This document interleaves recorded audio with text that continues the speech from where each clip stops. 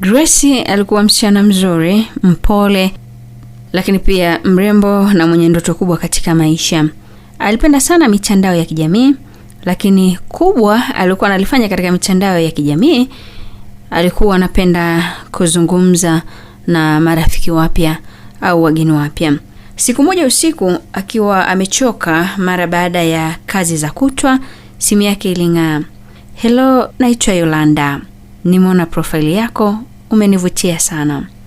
Gracie alitabasamu kidogo, hakujibu haraka, lakini ndani ya moyo wake kulikuwa na hamu ya kujua zaidi. Baada ya dakika kadhaa akajibu, "Hello, asante." Hapo ndipo kila kitu kilipoanza.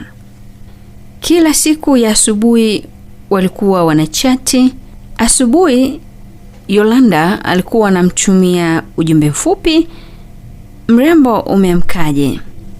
Usiku lala salama na kujali." Yolanda alikuwa ni mtu wa maneno matamu sana, lakini pia yenye kuvutia. Alimfanya Gracie ajisikie wa kipekee. "Gracie, sijawahi kukutana na mwanamke kama wewe. Una kitu cha tofauti." Polepole Gracie akaanza kuzoea uwepo wake. Simu ikipiga, moyo unadunda. Meseji ikiingia, tabasamu linakuja. Mazungumzo yao yaligeuka kuwa ya kina zaidi. Wakaanza kupiga simu. Sauti ya Yolanda ilikuwa tulivu na ya kuvutia, yenye kujiamini. Gracie alianza kujenga picha kichwani. Atakuwa ni kijana handsome, atakuwa mwenye pesa nyingi, atakuwa ni kijana ambaye ni mtanashati, atakuwa anavaa vizuri, lakini pia atakuwa anaishi maisha ya kiwango cha juu sana. Na kweli Yolanda alikuwa anajua kumshawishi. "Gracie, siku moja nitakutoa auti sehemu nzuri sana, hutajuta kunijua." Gracie akaanza kuamini amepata mwanaume wa ndoto zake. Walizungumza kila siku na kumisi na kupenda na kujali. "Nahisi nimekuzoea sana."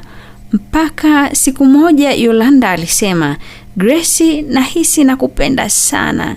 Gracie alinyamaza kwa sekunde chache, lakini moyo wake tayari ulikuwa umeanguka. Nami pia, alijibu taratibu. Baada ya miezi kadhaa ya mawasiliano, wakaamua kukutana.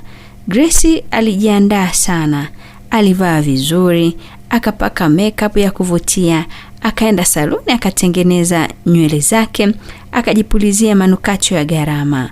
Moyo wake ulikuwa umejiandaa kukutana na Yolanda, lakini pia alikuwa na taswira kwamba anakutana na kijana smart, kijana mwenye mavazi ya kifahari, labda anakuja na gari aina Land Cruiser V8 au la anakuja na gari la kifahari. Alifika sehemu ya kukutana mapema. Dakika zilipita. Kisha akaona mtu anakuja mbali. Moyo wake ukasimama kidogo, lakini kadri mtu alivyomkaribia, uso wa Gracie ukabadilika. Ilikuwa ni mwanaume. Alivaa nguo zilizochakaa, hajavaa viatu, nywele zimevurugika, anaonekana kama mtu wa mitaani. Alimsogelea na kusema, "Gracie, ni mimi Yolanda." Gracie alishtuka. "Samahani, umechanganya mtu," alisema kwa hasira kidogo. Lakini mwanaume huyo alitoa simu na kufungua chati yao. Ilikuwa ni kweli. Ilikuwa ni Yolanda. Gracie alihisi aibu, hasira na kukatishwa tamaa. "Hii ni utani gani?" aliuliza. Yolanda alitabasamu kidogo. "Hii ndio hali halisi ya maisha yangu." Gracie hakutaka kusikia zaidi. Aligeuka na kuondoka. Alimkataa pale pale. Ndoto zake zilivunjika ndani ya sekunde chache.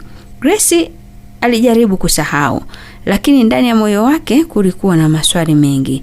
Kwa nini alinidanganya? Kwa nini alifanya nijisikie hivyo? Siku moja alipokuwa anaenda mjini, aliona gari la kifahari sana likisimama karibu yake. mlango ukafunguka na aliyeshuka ilikuwa ni Yolanda. Lakini safari hii amevaa suti kali na ya kisasa, viatu vya bei ghali, saa ya thamani, ana confidence ya hali ya juu.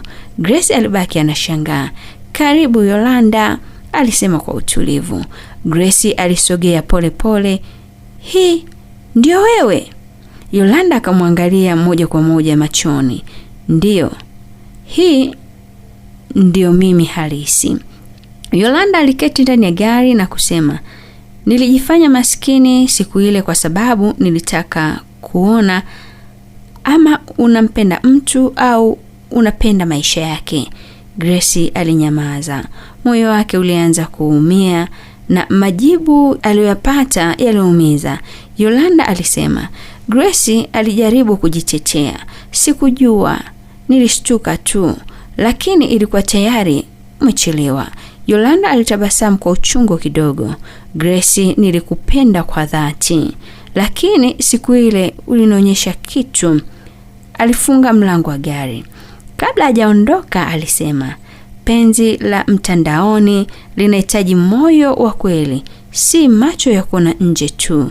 Gari likaondoka na Grace akabaki pale, akiwa amepoteza kitu ambacho hakujua thamani yake mapema. Sasa tufahamu madhara ya penzi la mtandaoni. Simulizi hii inatufundisha nini? Watu wengi hujenga picha zisizo halisi. Watu wengi unaweza ukadanganywa kwa urahisi.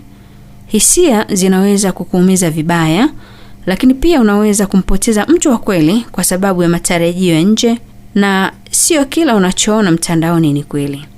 Upendo wa kweli hauko kwenye pesa, muonekano au mtandao. Uko kwenye moyo wa mtu. Upendo wa kweli upo kwenye moyo wa mtu. Sasa simulizi hii nitakuletea sehemu ya pili, ila kwa sasa nikuachie sehemu hii ya kwanza.